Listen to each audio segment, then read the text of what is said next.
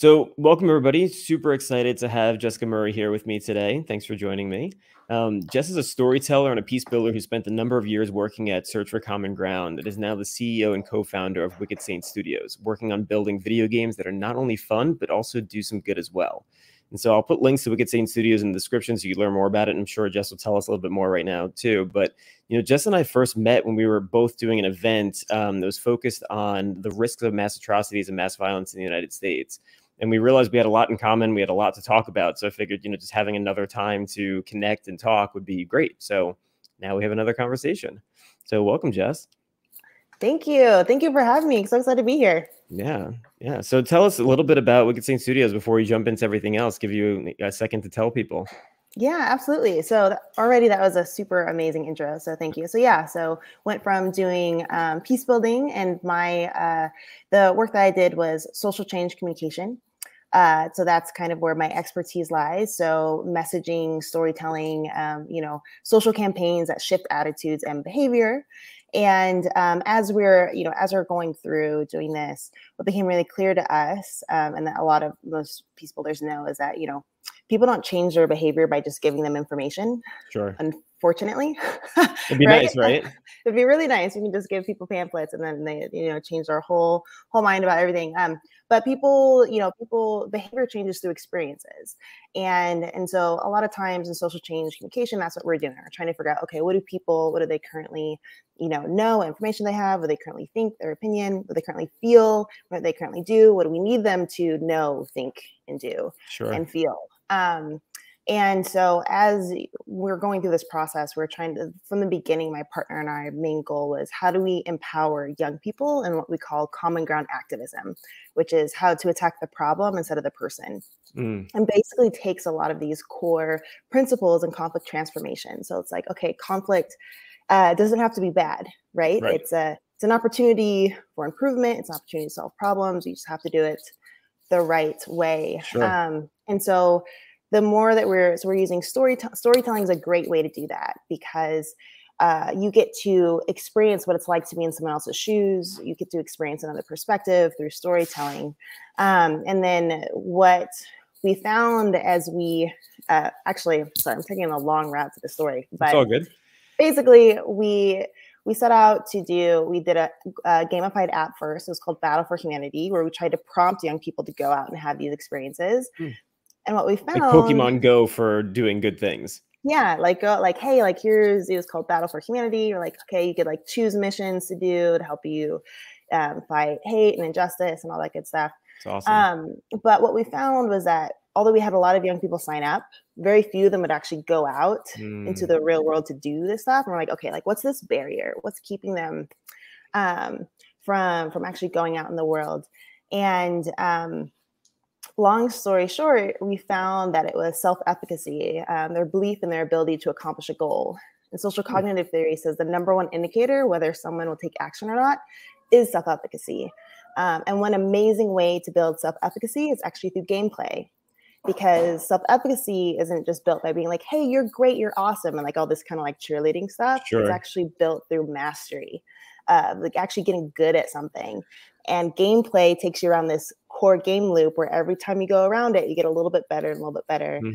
And so that's how Wicked Saint Studios was born. So we basically make interactive story games where young people get to practice how to be a hero and deal with conflict, and wildly entertaining stories with betrayal and romance and drama and all that good stuff.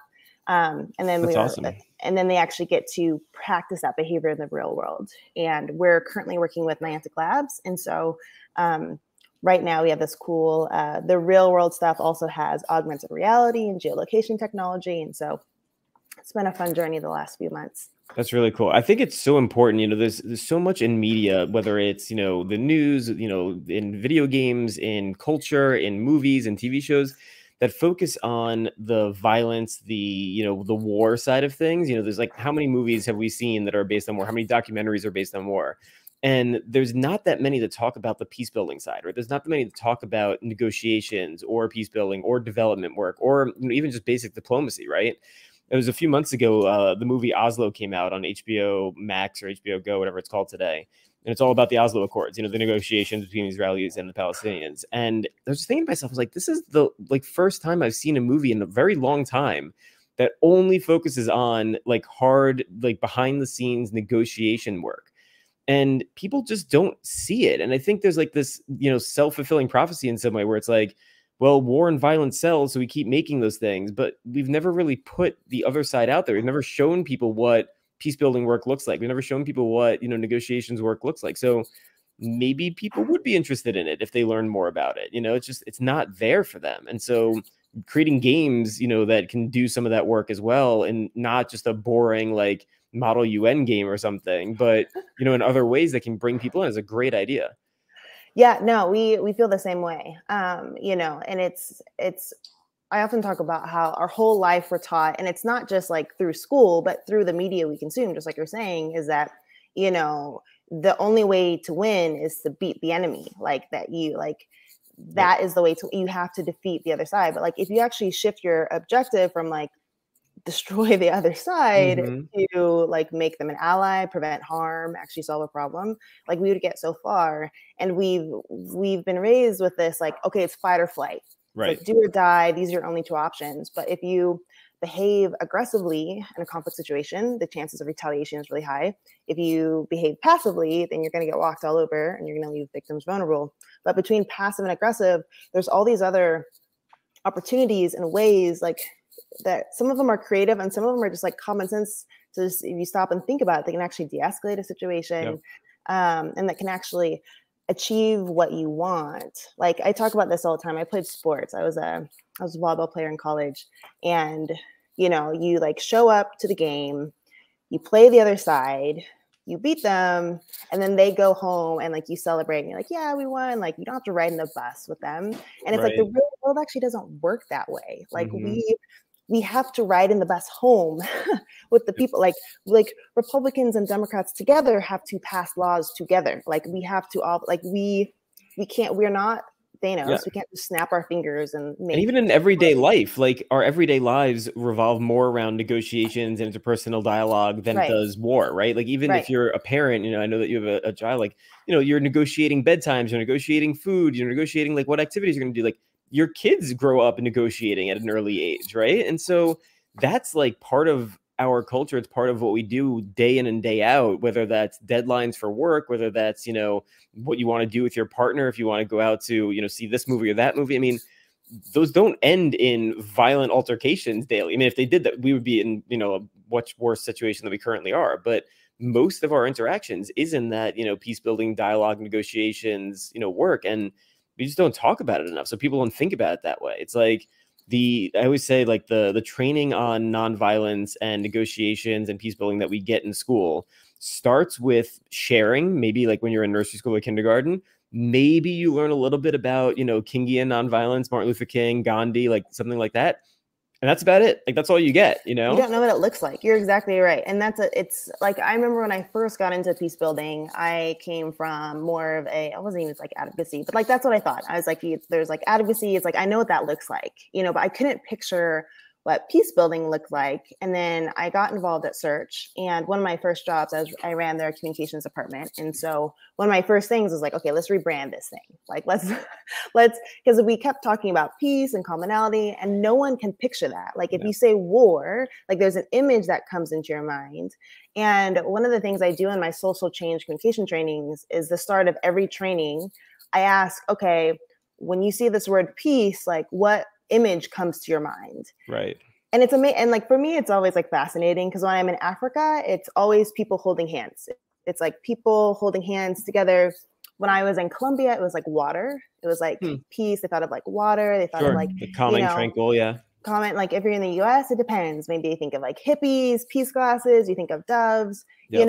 I think in the US especially, because I've been abroad too, and I talk about these things in similar ways. And I think in the US, peace has the most negative connotation out of all the places I've been to and spoken to people about peace. And it's really interesting and bizarre and also quite telling. I think it's so ingrained in our psyche, in our history, and this like mythology that exists with Americans, that, you know, being the tough guy, being the violent one, being, you know, whether it's from the Wild West, you know, American Revolution, like any of these kinds of things, we don't really think about peace in a positive way often. It's weird. No, we don't. We don't think of the word peace. Like peace has such baggage to it, like so much baggage to it, that literally I advocate all the time to not use it. Yeah. Like I'm very much like, because I know like there is a train of thought that's like, okay, we need to like re-educate people on like what peace is. We need to re-educate people on what these terms are, like privilege and racism and all these things. But for me, it's really about like, okay, like where is my audience right now? Like I can't reach them where I want them to be. I need to reach them where they are right now. If they're at a place where they think peace means all this stuff, I'm going to say the word peace and their mind's going to go over here. So I need to figure out different ways to get it across. And that's why, like when we talk about, I mean, if you look at our game World Reborn and like what we do at Wicked Saint Studios, it's conflict transformation, it's peace building, but we call it common ground activism. Because I think there also is these kind of two trains of thought of sometimes as a peace builder, you do need to stay, it's impossible to be truly neutral, but you're supposed to stay, you know, as unbiased as possible so that you can mediate situations. But there's this other side of peace building where it's like, no, like I can maintain my identity and my beliefs, but I need to change my response and like how I respond to this. And like, I need to use these different techniques and how I still need to engage with this other person I disagree with and figure out the goals, whether it's to prevent this harm that's happening or whether it's to like get fresh water, you know, like whatever it is, like, and so that's why we talk about now as common ground activism, because Search for Common Ground has a common ground approach. But then we've also taken in a lot of violence prevention techniques and things like that, because we have some great friends in the field. And so we've kind of like mashed that in there. But we really want, the goal is like, no, like peace building isn't sitting back. It's not being passive. Like it's, like no, it can't be. I mean, if you want to succeed, you need to play an active role. You need to be out there. You need to be. You got to engage. Yeah, you got to engage, and it takes a lot of courage, you know. But and time too, right? Like you're not going to change everything overnight. And I think that's something that is lost on people often. Is, you know, we're gonna like start a program, whether it's, you know, from organizations or donors or, you know, people that are on the receiving end. Sometimes there's this like mythology that you think, oh, we can do a program, it's going to last a year, and then we're going to have this like amazing transformation. And doesn't usually work that way. It takes a lot longer. It takes a lot longer. And that's one of the reasons why we first started Battle for Humanity is like we're training all these youth in our programs all over the world. And it's like you have like most of the times it's like you have like one day, maybe it's a 4-week program, but usually they don't even last that long. You'll have like a couple training periods and then they go back and there's like no real support. And so we're like, what if we can build this like global community, you know, that's like out there doing stuff, or like giving them tools in a way that's fun that they continue to practice and they're connected to, and they just like have stuff to do, you know, and to progress. We don't lose these folks because it takes, as you're saying, it takes time. I have a good friend, she runs I'm Your Protector, which is a really cool campaign. They just have a monument that came out in New York. So you're in New York, aren't you? I'm in DC. I'm from New York originally, so that's what I was thinking. Okay, well, anyone that's up in New York, you got to go check it out. You got to figure out where it is. I'll send the link. Yeah, definitely. But it's really amazing because she has done a lot of research and has found that places where people are almost instantly transformed, because as we're saying, like 99% of the time, it takes a long time. But places where people are almost instantly transformed is when they've been saved or protected by their perceived enemy. It like that is where it's like, yeah, I could see that. And I think it's also when things directly impact you. Like I think, you know, you started off by talking about how, you know, it takes time, you know, it's hard to convince people, like it's through learned experiences. And I think that's what's so interesting. So often you'll hear about individuals that have a very deeply held view on something, whatever that is. And then something in their personal life will affect them directly. That'll then make them change their mind, right? Like I'm just thinking Liz Cheney the other day, you know, was giving an interview, I don't know if it was 60 Minutes or something like that. And they were directly asking her about her stance on gay marriage. And she famously came out, you know, opposed to, you know, equal gay rights, gay marriage, etc. But her sister was gay. And, you know, it took her a long time to get around to that. But, you know, she admitted she was wrong. And, you know, I wonder if she didn't have that direct personal interaction, would she ever have changed her mind? Right. And you see that a lot. Like, there's a couple of people, commentators on, on the more conservative far right side that, for many years never thought it was a good idea to have like parental leave. Like they just thought parental leave was a joke. Like they should not have it. It's not a thing. Why should employers pay for you to have leave? And then they had a kid and they're like, oh, I'm converted. Like now I understand like parental leave. Like totally. I wish I could spend 10 weeks with my kid, And it's tough because there's certain things you can't directly show somebody what it's like, right? Like any kind of conversation we have about sexism or racism or, the LGBTQ community, you can't all of a sudden become Black. You can't all of a sudden understand the lived experience of a Black American in this country or of a gay American in this country. Like it doesn't work that way. But through more engagement, through more learning experiences, through more exchanges, I mean, so many people in this country and around the world where you have people that are on one side of an issue or another don't usually know the other side that they hate, fear, or, whatever it is. Like they don't engage with them. Yeah, no, I know. And there's a lot of fear of the other that goes into that. But what's so interesting about what you're saying is that this last year, or it's like, I keep thinking it's like a year. Now we're in like a year and a half of like, like since like we just got into October. It's like almost 2 years. It's crazy. It's been a while. We've been here a while. But it's interesting because I think because I've been like watching things happen. I'm like, what is going on? Like, and I think that for the first time, we all experienced a lot of things that we haven't experienced before, and people that haven't experienced, and especially like on stuff with race. Like I do a lot of conversations with on race and really with the lens of like reconciliation. And I'm mixed myself, so I'm biracial. My dad's Black, my mom's white. I grew up in a mostly very predominantly white small area in Southern Oregon. I actually still live in Southern Oregon. And so in some ways I have an interesting perspective because I can like see, I'm like, okay, I know I know what's happening here. Like I can see where some of the misunderstandings are. And I think one thing that has happened is that for the first time, everybody like experienced an intense amount of race-based stress for a long period of time. And it was something that, many white people haven't had to experience that at that intense level all times. It was just like in their face all the time. And the same thing with the pandemic. You know what I mean? Like where there is already skepticism and hesitation around vaccines, there's, and I saw people who were very passionate about it because it was a issue that they felt affected them directly, right? That they would have to do this to their children. And they are so passionate about it because it's something that affected them directly. And so I think like you're completely onto something. And I think that's one of the reasons why we're all so, I feel like a ton of people. So I have, Search does a lot of countering violent extremism. And I have never seen so many people that I know are just like normally stayed away from politics, right?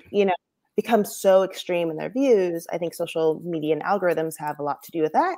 For sure. But it's been a really it's been shocking to just see because all this stuff has affected everybody. Everybody had to stay home.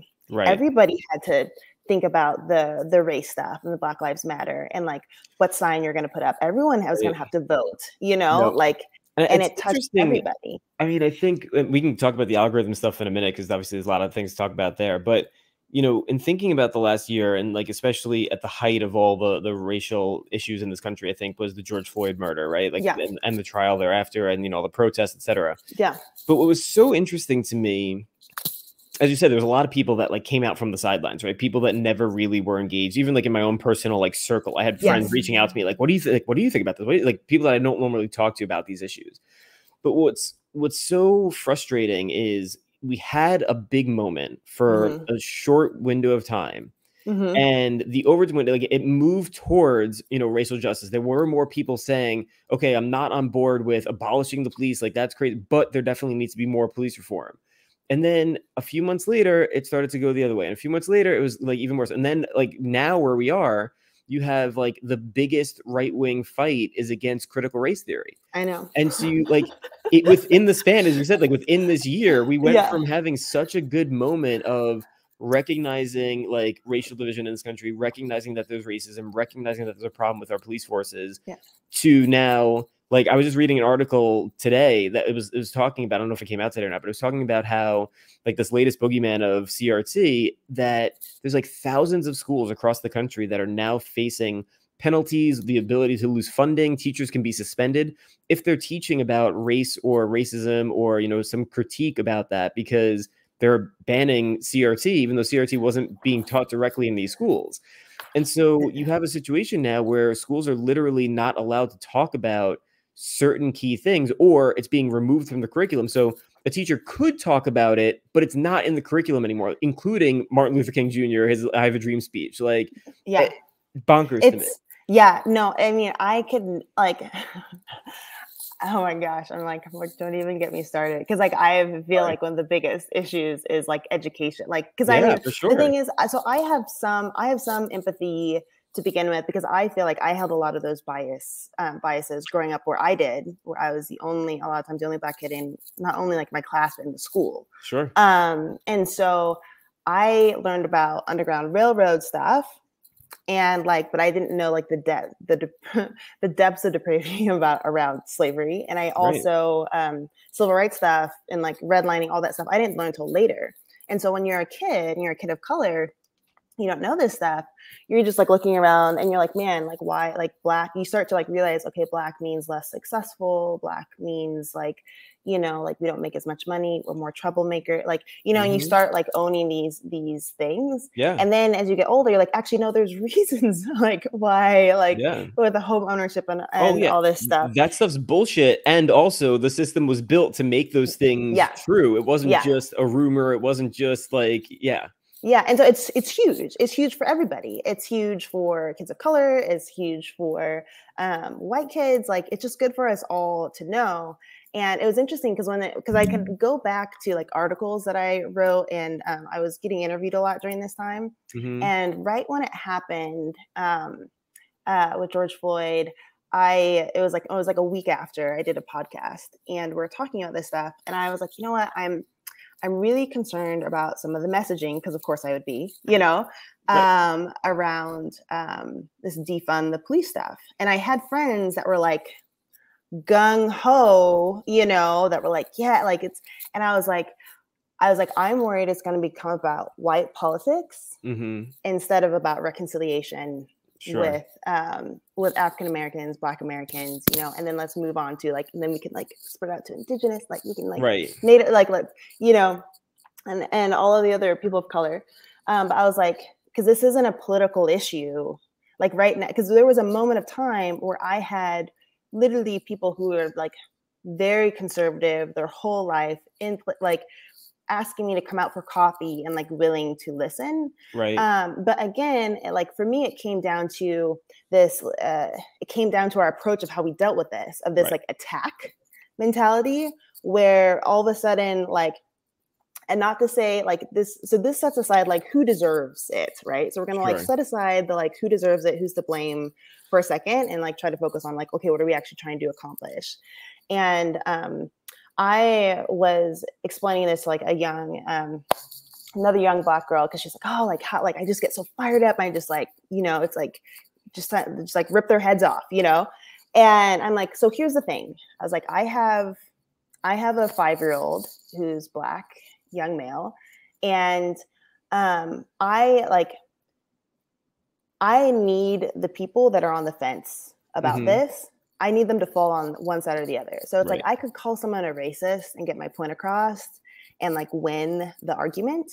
But that's the person I need most, because that's the person that's likely going to call the cops when my son is, because like I said, we live in a white community, is hanging outside his best friend's house waiting for him to come. That's the person that's going to call the cops on my son of like suspicious characters, loitering, you know, that's the person I need. And so I feel like we have this opportunity, but like we've just been, the power level of like who's right to like attack has just been kind of going back and forth between right and left. And I feel like attacking, because a lot of people, I talk to a lot of people who are, you know, conservative, and then you're just like, I'm tired of feeling like a bad person, you know, for just being, you know, for holding certain conservative values, because the reasons that they hold them, there's a whole bunch of different reasons that not all of us understand, you know, Right. why you hold these things. And like, I'm tired of feeling like a bad person. My cousin's a cop. He's amazing. My like police officers like did this for me. You know, I don't think they're all bad. And all of a sudden we turned, instead of like actually trying to fix a problem, we turned on each other and then got super defensive and like walls went up and it's just gotten worse and worse. And exactly what has happened, like, and it went even farther than I can imagine, where I'm like, wait, now we're like, I'm like, I barely learned anything about like race in school, and now we're taking that away. Right. Like, it's just crazy. I know. And I think part of the problem too is, to your point about people saying like, you know, I don't want to feel attacked. I don't want to feel like I'm a bad person. I think there's a few things there, right? I think one is sometimes people need to think about why somebody would say that about them, right? Yeah. What are those views that you think somebody else would think would make you a bad person? Because that's a pretty good starting place. Like, if there's things that you hold deeply as a viewpoint and you think somebody else, whether or not they've directly said that to you, you just internalize or thinking like your subconscious is telling you somebody else out there is going to think I'm a bad person because of this view that I hold. Maybe you should think about that a little bit, right? Like, I think so many people in this country say things like, you know, I have conservative values. I believe in, you know, X, Y, or Z. And what that actually translates to in some way, not always, I'm not trying to paint with like a giant broad brush, but sometimes that ends up turning into, I believe certain people deserve less rights than others. And those are the things that people don't often want to talk about, right? Whether that's LGBTQ rights, whether that's voting rights and voter suppression that we're seeing across the country. Oftentimes you'll see that that's really what's underneath the surface, and we don't get there. And what we're seeing with this attack on CRT, you watch some of these school board meetings and these parents that are coming in shouting about this, they have no idea what CRT is about, because it's clear what they're talking about is not what CRT is about. B, there's nothing so white supremacist as saying, hey, racism doesn't exist, white supremacy doesn't exist, but also we're going to fine you or defund your school if you talk about those things. Like, that is like it's pretty pinnacle. It's pretty intense. And the thing is, though, is a lot of people, you know, I feel like a lot of people hold different, you know, views for different reasons. So like, I know a ton of people that are pro-life, that like, and that's why they hold, and that's why, and they believe that they have to be in this bucket. And so then once you're in this bucket, then you have loyalty, and then, you know, and you feel like you're being attacked. So I think, and then the other thing that kind of brought to mind that what you're talking about is this idea of like how empathy really works and our inability to like do true empathy. Because I think how other people think empathy is like, oh, like, what would I do in this situation? Or like, how would I feel? Right.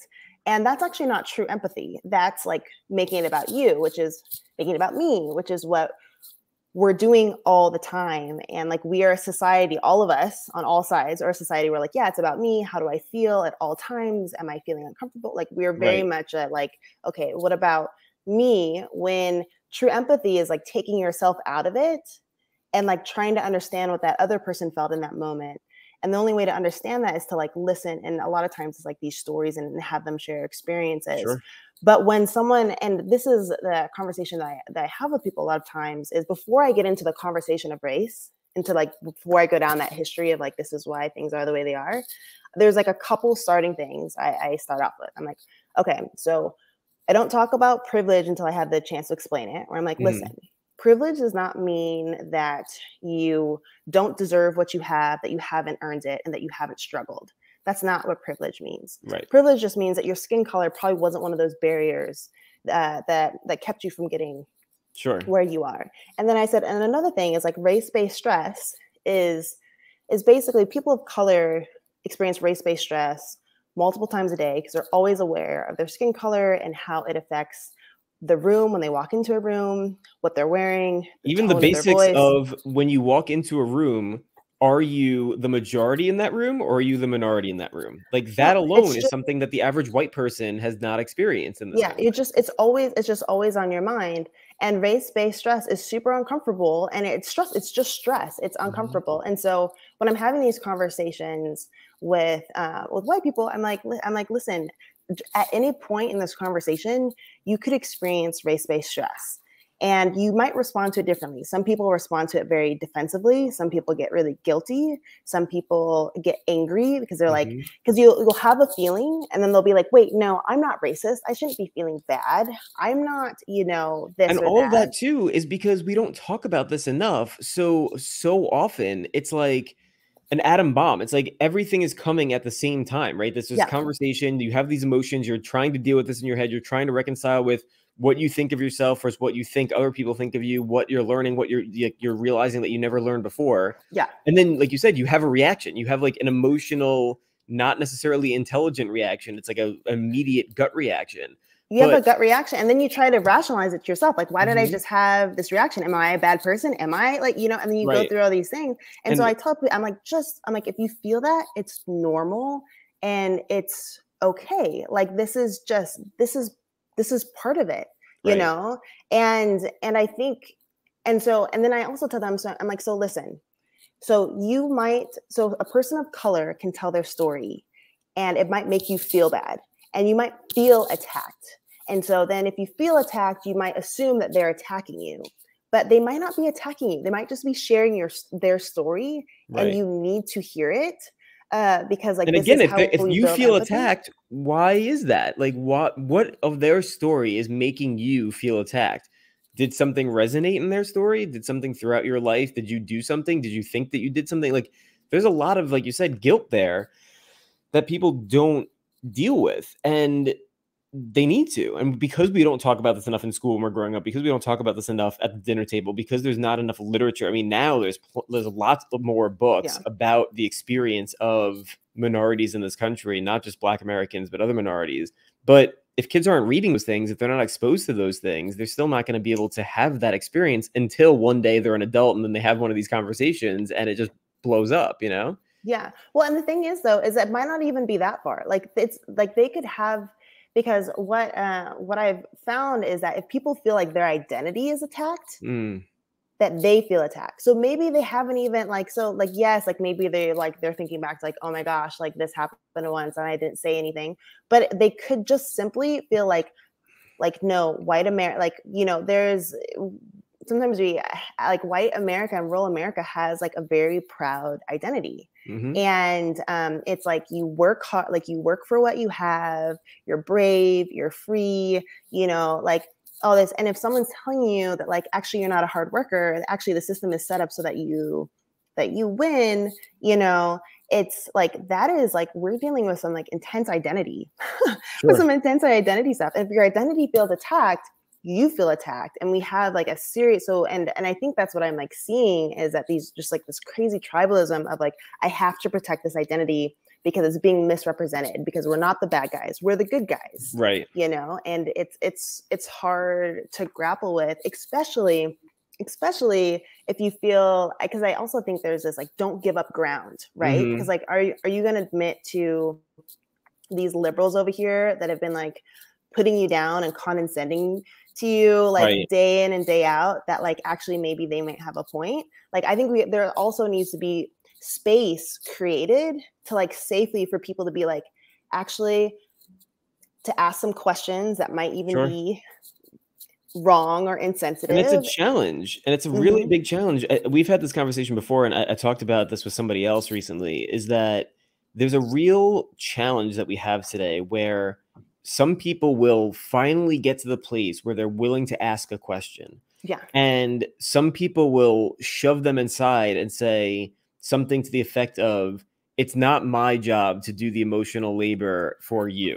And I have two sides of, like, in my head, my opinion on that. 100%, it is not the job of every minority, woman, you know, person of color, etc., to explain their experience to a, you know, straight white male, basically, with most of the people, but other people too. It's not their job to do that. On the other hand, as you just said, so much of what needs to happen is more understanding and empathy and learning. And the only way some of these people are going to ever get that is from another human talking to them. And even then, they might not, right? Like, but that's that's a starting place for so many people. And so it's hard because when somebody actually is interested and willing to ask the question, if the first thing that happens to them is they get a door slammed in their face, I don't know where you go from there. And it's super, and this is what's been happening, right? And what you're saying is exactly right, because this is what happened. You know, George Floyd happens. I was a mess. Like, I'm sobbing, like I can barely, you know, then it's like, then I have to like host this event for like a fundraiser, and like the first thing that they ask is like, oh, how are you feeling today? And like people are like, I'm bored, like I'm like, how about like my soul is destroyed, I'm a wreck. Yeah, I'm like, and so it's so hard. And the thing is that so many people of color have for so long been asked to present their trauma, and then white people can pick through it and be like, well, that makes sense. We're like, well, maybe you weren't doing what you were supposed to there. Maybe if you just studied a little harder. They try to do like, I've heard of like right after George Floyd, not like right after, but, you know, shortly thereafter, I heard from a few people in the like nonprofit-y community that's mostly run by white people, that they had like a staff meeting, and the staff, you know, they would be like, okay, everybody's going to go around on the Zoom and talk about like what, you know, George Floyd means to you and like what the whole situation is. And like the people of color were like, I have no interest in doing this. Like, why do I need to be re-traumatized on Zoom with my entire coworkers? And so there's a lot of like pushback and blowback and like people like learning on the fly.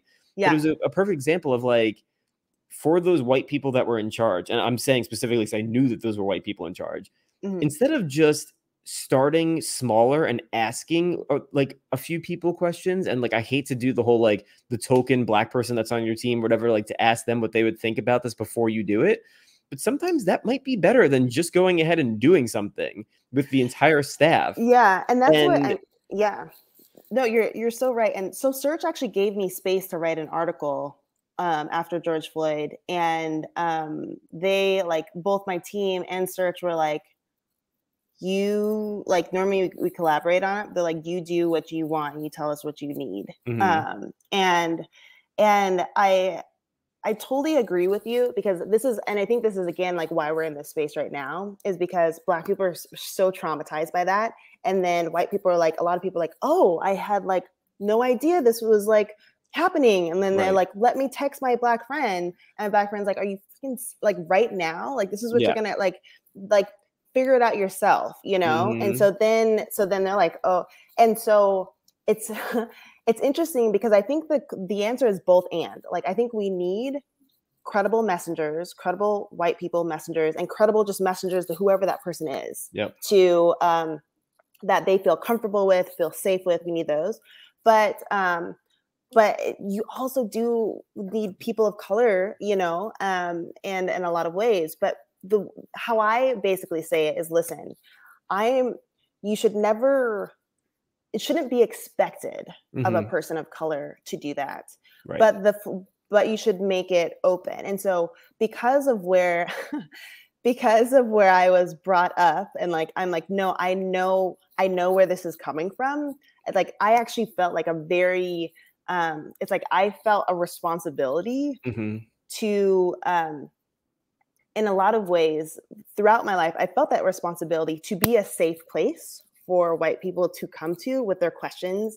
And they've told me this. It's like, okay, I can go ask Jess, and I know I won't get my head bit off, but I'm really confused. And I remember I had a friend who grew up like never left this valley, grew up with me. And she wrote me when Trump was first elected in 2016. And she's like, you know, I'm seeing these images on news of like a lot of people of color, like crying after this election, and like I don't understand. Like I don't get it, and so it's hard because then you run the risk of generalizing it for everyone. And I know there's a lot of people of color that are Trump supporters too, so I don't want to dismiss them. But the large majority are white. But the yes, and I was like, listen, like I was like, Trump has said some things, you know, that were extremely racist, and especially like the one that sticks in my mind is like, you know, around Mexican immigrants being rapists. And I was like, he started his campaign that way. That was like his kickoff speech. And that moment on, I'm like, I'm very much independent. Like I'm actually like getting to the point where I'm like, I'm not sure how much these political parties really help us, but like I'm very independent. But as soon as that happened, I was like, I have my Mexican brothers and sisters' backs. Like, you know, I'm like, that's. Yep. I'm out. Yep. Like that. I'm like, I have your back, you know? And so I think that was like the disappointment is like, we, you know, I think a lot, like, I mean, I think a lot of us were shocked because we thought that we're moving way past a lot of this race stuff, you know? And we thought that it was a deal breaker. And for someone to like, who knows his heart? Okay, let me just be the common ground. Like, who knows his heart? But for someone to actually publicly say these things that were so hurtful, and never like walk them back, right? He always double and triple down. It wasn't like it was a turn of phrase or an accident or a misspeak. It's stuff that hurts us, like, you know, like that puts like our, like that we've like pain that we've suffered through our whole lives because people have thought this stuff about us. And then our fellow Americans didn't have our backs. Like, that was painful. That was just really painful. And she was like, and it's sorry to just say this, to interrupt you, but like the who knows his heart? I mean, we know his heart, right? There's been plenty of stories about his heart. Like, he put out a full page ad about the Central Park Five, like ordering the death penalty. Like, there's been plenty of opportunities. There's plenty of but I think plenty of stuff. I think your point, the friend that you brought up, who's always lived in your neck of the woods, like, that's one thing that I've been fascinated with, is that I've seen over the years that for the average American, unless you go outside of your small bubble, especially if you grew up and like grow up, die in a small, like especially rural white community, you only know those people around you, who 99.9% of them are probably white and Christian, right? Yeah. Like, and totally. I will generalize in that way because it's like a demographic thing that's just true. And the challenge is, until you go to college, you go to university outside of your community, you may never meet people from a different community. And this is like where we started this conversation about like the other and not knowing about the other and xenophobia and like fear or hatred, etc. They never interact, right? Because they don't have those opportunities. And I think despite Facebook and Twitter and YouTube, and it's like all the social media that's like at our fingertips, where you can interact with somebody from the other side of the world, which I'm sure you and I do on like a regular basis, they still don't engage necessarily in deep, meaningful conversations where you can empathize, where you can learn something about somebody else that's not from your inner circle. And so then when Trump comes along, you know, he's not saying something that directly offends you because like you don't have people of color that are in your immediate circle that you would maybe be offended by, which you would think that would be offensive no matter who you are, what your circle looks like, but that's just not how the world works, unfortunately. Yeah, no, it's really interesting to think back in my hometown, because I do have a lot of folks that like never, it's funny because I have, because I went to a small, Christian school, like small private Christian school. And like I said, my mom was like the blonde prom queen that like went to college and came back with a black baby. And that was me. So like, that was my start. And then being in an affluent school. So it's been interesting because I've seen people grow, and like all of us grow up thinking about this nearly the same thing. And us like split off, and just like, it's amazing to see people just go on like different extremes. I will say, and you know, maybe just because I don't want to claim it all as like my friends, but you can take credit. It's fine. Like, I could take credit, like, but I mean, I have a lot of friends, like even like here, that just do a lot of work, like, but some of them are like even like pastors, and so like they do a lot of work, so they like need to like, you know, they've been like reading a lot of books. They reach out to me, like so I go to a church out here, and like when things happen, like our pastors called us. I mean, they were already doing that stuff. He like brought me in before, and he was like, "How do you feel about the music? Like, is it too, do you feel welcomed here?" Like, you know, like we get a lot of those questions all the time. But as soon as it happened, like they went and walked with me in the march. They called and they're like, "Hey, there's a BLM march going on in Medford, Oregon," which is like, I would never have guessed, you know.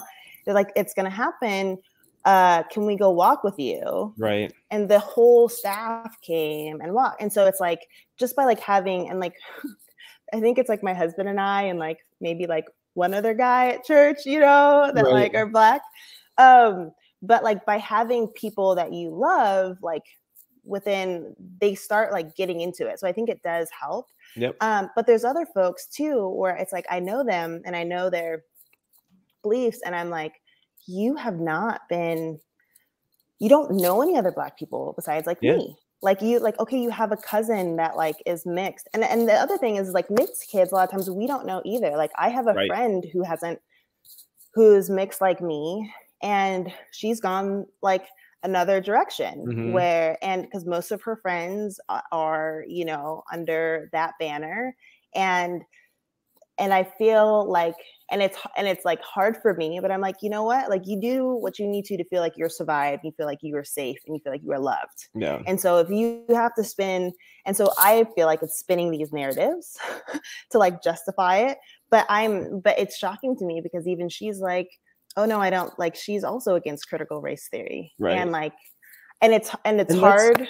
It's just hard because I'm like, and it's a problem, like, because going back to education, like I was just thinking about, you know, you said some people are doing the work, right? They're reading a book, they're doing whatever, right? And there's thinking about like who can lift the burden and be the, you know, like bearer of the experience of X, Y, or Z community, right? There's plenty of people who have written books about almost every topic that if you really wanted to try to learn a little more, you could pick up a book, right? There's unfortunately not enough museums and like experiences, right? Like the African American History Museum in DC is amazing, and you would need to spend multiple days there to really take everything in. But how many people come to DC, right? Not that many people are coming to DC, and not that many people who do come to DC are going to that museum. So there needs to be more access. And so it gets back to the education system. And the challenge is, if you're, again, like we were talking about, banning CRT and not even just CRT, but going way to the other extreme and getting rid of, you know, Martin Luther King's I Have a Dream speech and not talking about white supremacy in any way, shape, or form, et cetera, et cetera, et cetera. That's a problem. But it's also, who are the teachers, right? Like there are so many teachers. I think this is one thing that people finally woke up to a little bit in the Trump administration days, in the 4 years that he was in power, was white supremacists, Christian nationalists, and, you know, other names for these groups of people exist at every level of our society. And I think, as you were saying before, a lot of people thought we were going in a better direction. But these people were coming out of the woodworks now because they felt like they had a home. They felt like they weren't going to be ostracized. And we started to see, like, you know, X person who was posting horrible stuff on why, you know, like, you know, Facebook or podcasts or whatever, ended up being a middle school teacher, ended up being a high school teacher, ended up being a principal, right? And like, so there's a problem that we have in this country where it's not just the parents who maybe are teaching horrible things to their kids. It's also the teachers and the other students and whatever else. And so like, we need to figure out a way to break that cycle somehow. And until we do have ways where people can meet with each other, can interact with each other in a good way, can experience things if they aren't going to go to university, right? Because a lot of people in this country don't go to college, don't, you know, and that's not their career path. So how are you going to meet people that aren't in your immediate circle? We need to figure that out.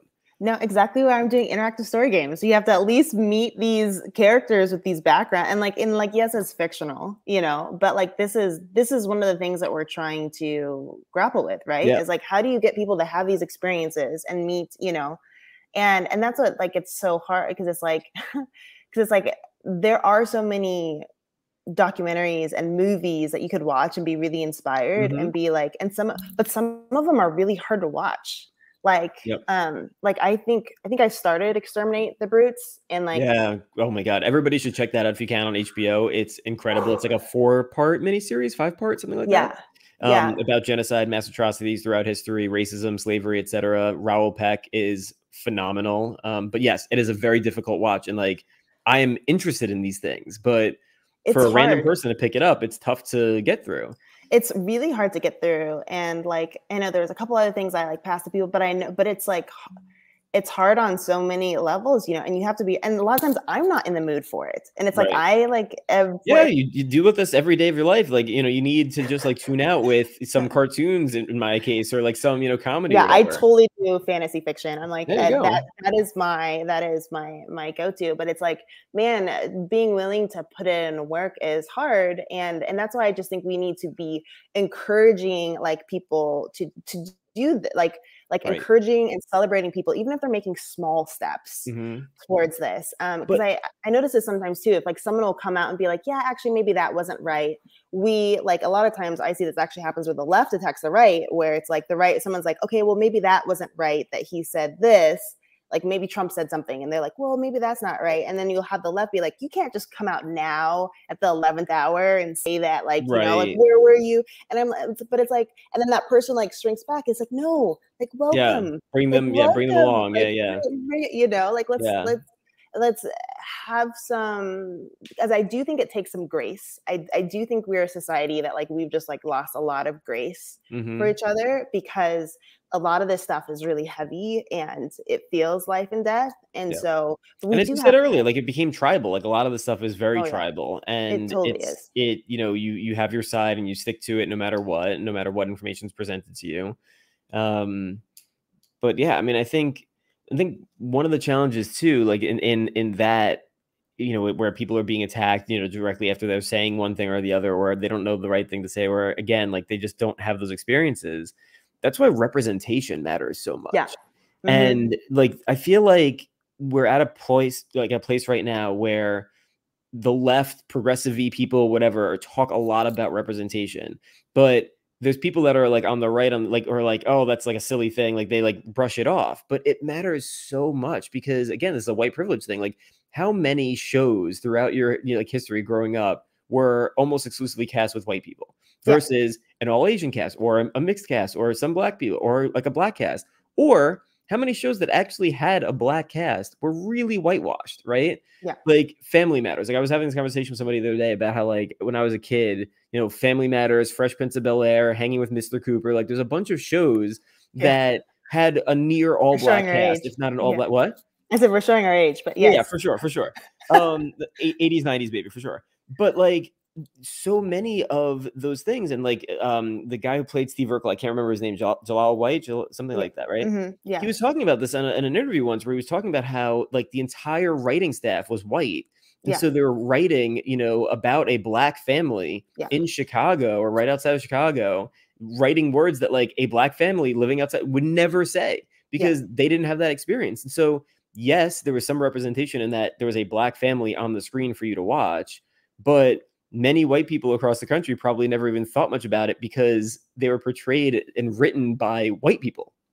Yeah, well, no, and the thing is, and this is what I talk about, because I just wrote a chapter for this book on inclusion and like why it's so, and why representation actually does matter. And it's amazing because so like growing up for me, like I said, like there just wasn't very many, like the black girl just wasn't the lead love interest. Let's say that. And like, let alone like hero, warrior, like anything else. Yeah. And so a lot of times, like, it's so great for my daughter to be able to see like, oh, like she has curly hair, and she noticed it like at a young age at 3, because like she's like, she has curly hair like me. Like she, you know, to like be able to like, now there's just like dolls and comic books and like awesome, but like there's so much that she just like when we were kids there weren't multiracial dolls. That I mean, like maybe there was like one that was like a super stereotypical version, but like or like just like white with just like a little bit darker, like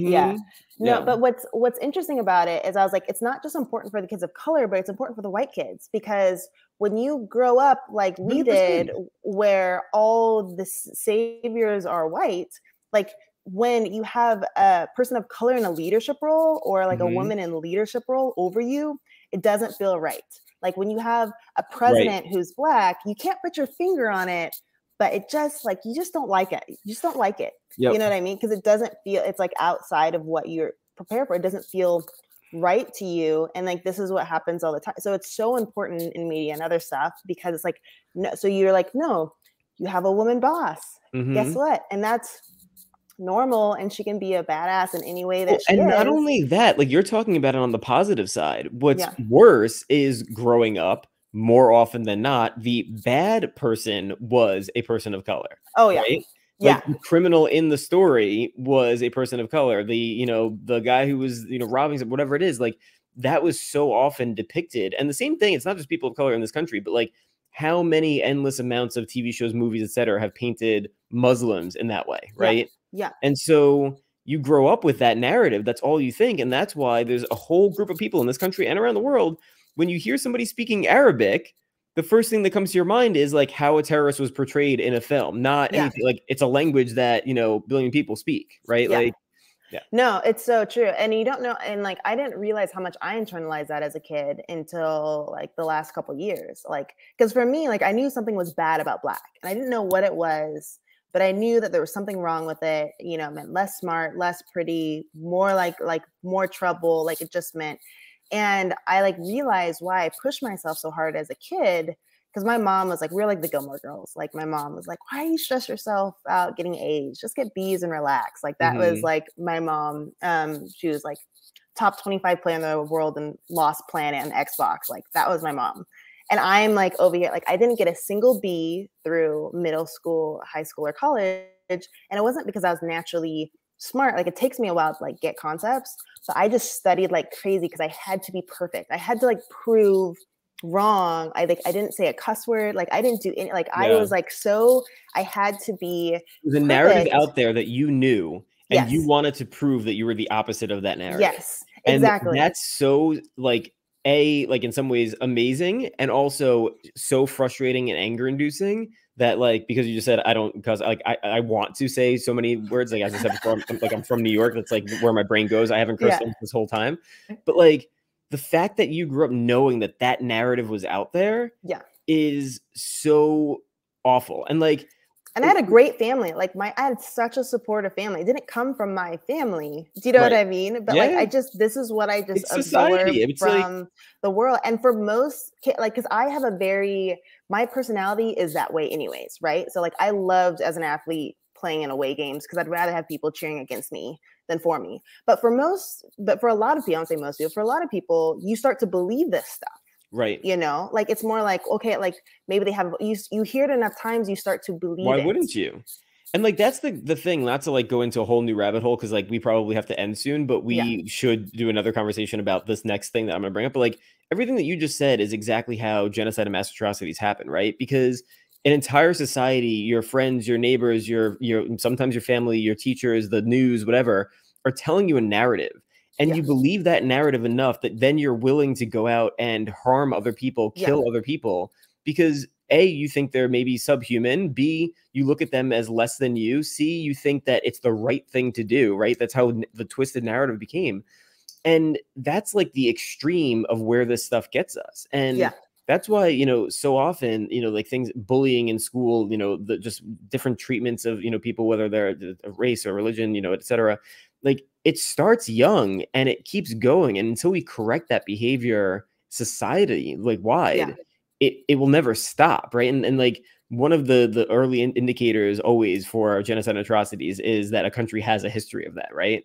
And this country was founded on genocide and atrocities and, you know, slavery. And so it's in some ways, like, I don't want to say like it's innate, it's in all of us, whatever, but like baked into the core of this country is a lot of that baggage.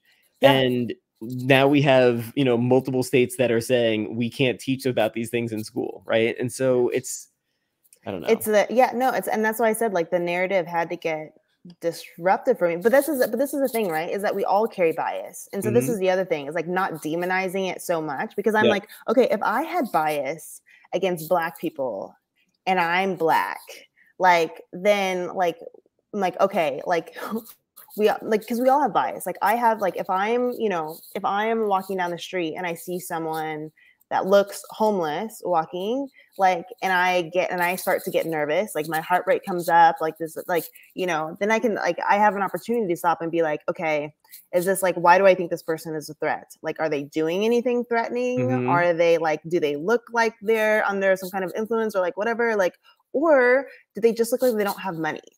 And like, that's like an opportunity for me to work on myself, you know, because like, and we all need to have that. But if we demonize like this, like stuff around race, where it's like being a racist is like the new, you know, I had a friend at CNN say that being a racist is like the new like sinner, like being a sinner. Like it's like like you are like the evil person, like, and I'm like, I get it, but some of me wants to just bring that down a little bit to be like, no, like you probably do have bias against other races. Like I do, like we do, like we have assumptions, like especially when we haven't spent time with other groups of people, we make assumptions about them, and then we treat them according to those assumptions.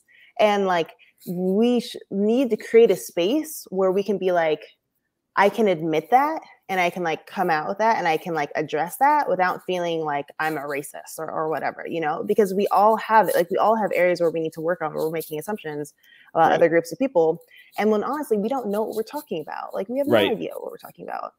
Yeah, no, it's true. And I think that goes back to where I guess we could wrap this up with, and then, you know, again, we should definitely do another one of these, but like education is so important. And I think what is so important, and I wonder if there's going to be more people that will start to push this narrative out there, is that if you're not going to be able to get this education from your school, if you're not going to be able to get this education from people that you know in your life, because the only people around you are white, like you're going to have to go out and get it for yourself, unfortunately. And, you know, that happened to me when I first started learning about genocide and atrocities. Like I understood the concept, like my family's Jewish, my grandfather narrowly escaped the Holocaust. Like it was baked in, but I didn't know what happened in other places around the world. And once I learned, like the entire world was like shattered to me. And I was like, wait, what? Like, how did this happen? This happened. Like, and then like, I just couldn't stop consuming that information. And I think we need to figure out ways to get more younger people to that place where whatever that issue is, that they have that shattering moment where, you know, they learn that there's more out there than their small little bubble that they exist in. And from that, they'll then want to consume more information, want to get out there more, maybe want to move, maybe want to engage with other people, maybe want to go and take out a different book than they normally would have, whatever it is. But they need to get to that place. And I don't like that tipping point, whether it's your video game or something else that'll get people to that, is so important. I agree 100%. Awesome. Well, thank you so much for this. I keep saying it, but like 100% mean it. We should definitely do this again. Yes, no, definitely. So much more to talk about. And yeah, we'll talk soon. I'll definitely put every link that you talked about in the description for the video. Send me anything else you want to share, and definitely check out Wicked Saint Studios. Awesome. Thanks so much. Thanks everyone for listening. Bye.